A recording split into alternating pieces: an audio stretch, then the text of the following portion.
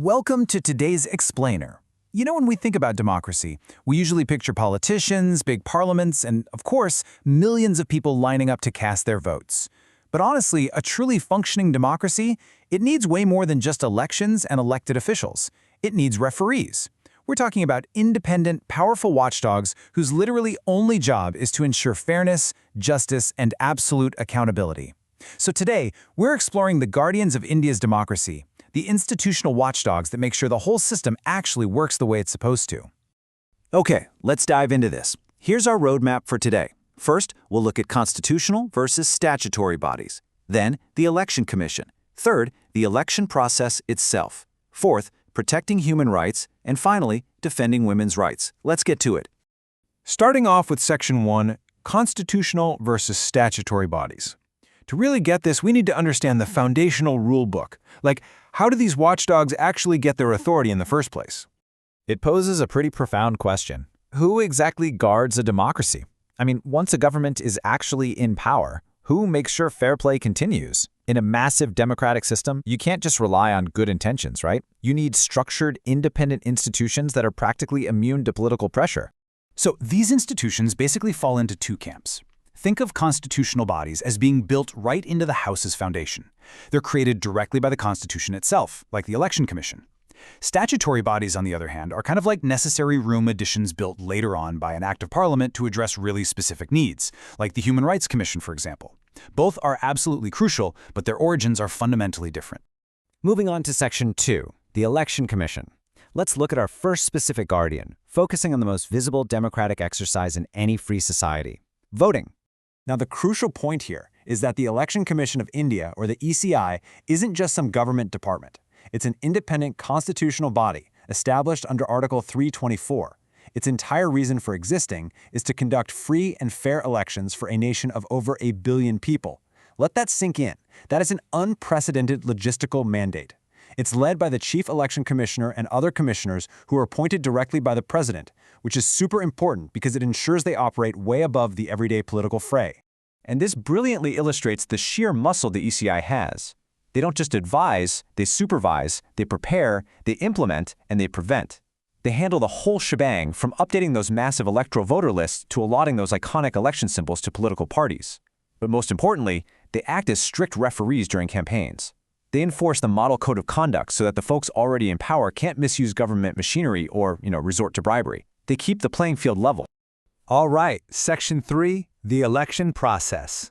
Now that we know who the referee is, let's unpack the massive, multi-step operation they actually oversee. We start with Phase 1, preparation to campaigning.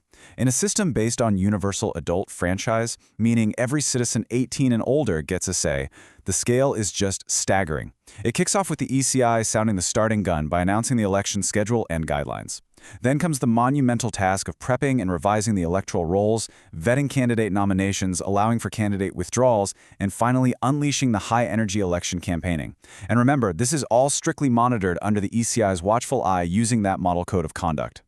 Let's move to and see how this builds into Phase 2, the truly high-stakes days, from voting to results. Citizens take direct action using electronic voting machines, which are backed up by paper audit trails, or VVPATs. Once the actual voting wraps up, millions, literally millions of votes are counted under intense official supervision, finally culminating in the declaration of results for the candidates who secure the required majority. It's also worth pointing out that the ECI manages a few distinct types of elections. You've got the massive general elections for the Lok Sabha and state legislative assemblies. Then you have by-elections, which are basically ad hoc elections held to fill seats that unexpectedly become vacant. And lastly, the presidential and vice presidential elections, which actually use a really unique electoral college system rather than a direct public vote. Which brings us to Section 4, protecting human rights. So we know exactly how our leaders are elected, but here's the million-dollar question. Who ensures those leaders actually respect our basic rights once they're sitting in the seat of power? That job falls to the National Human Rights Commission, or NHRC. Now remember our earlier distinction? Unlike the Election Commission, the NHRC is a statutory body. It was established by Parliament in 1993 under the Protection of Human Rights Act, specifically to protect human rights and act as a necessary counterbalance to state power. Now, what's really interesting about this is how the composition of the NHRC directly matches the incredible weight of its core objectives. To protect life, liberty, equality, and the dignity of individuals, you need some serious heavy hitters.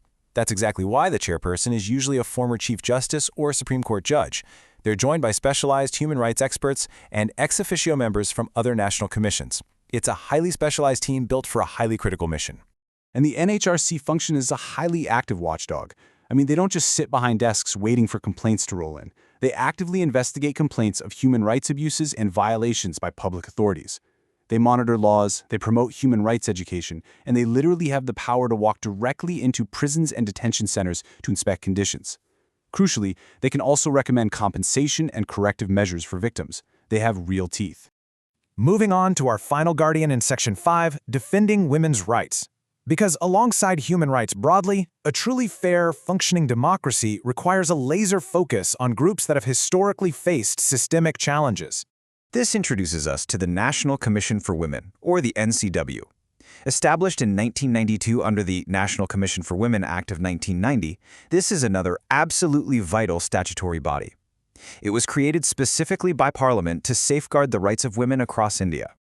Much like the NHRC, the NCW relies on a very focused composition: a chairperson, members, and a member secretary, all appointed by the central government. And their core objectives? They are uncompromisingly dedicated to safeguarding women's rights, addressing issues that uniquely affect women, promoting women's empowerment, and ensuring absolute equality and protection under the law. And they have real, tangible powers to back up that mission. They protect against discrimination and injustice, and they tackle severe complaints like domestic violence and harassment head-on. They can conduct formal investigations and even summon witnesses. But they also play the long game, you know? They review existing legal safeguards, suggest amendments, run legal awareness programs, and actively advise the government on how to shape better welfare policies. So, as we wrap up today's explainer, I want you to consider this. We've looked at a constitutional referee for our votes and statutory guardians for our fundamental rights and equality. Together, they act as the vital pillars supporting the entire democratic structure. But institutions are really only as strong as the independence we actually grant them. If democracy is ruled by the people, what happens when the referees are pressured to put down their whistles? Who guards the guards themselves? Keep exploring these incredible systems because democracy isn't a destination, it's a continuous and sometimes fragile practice. Thanks for joining me today.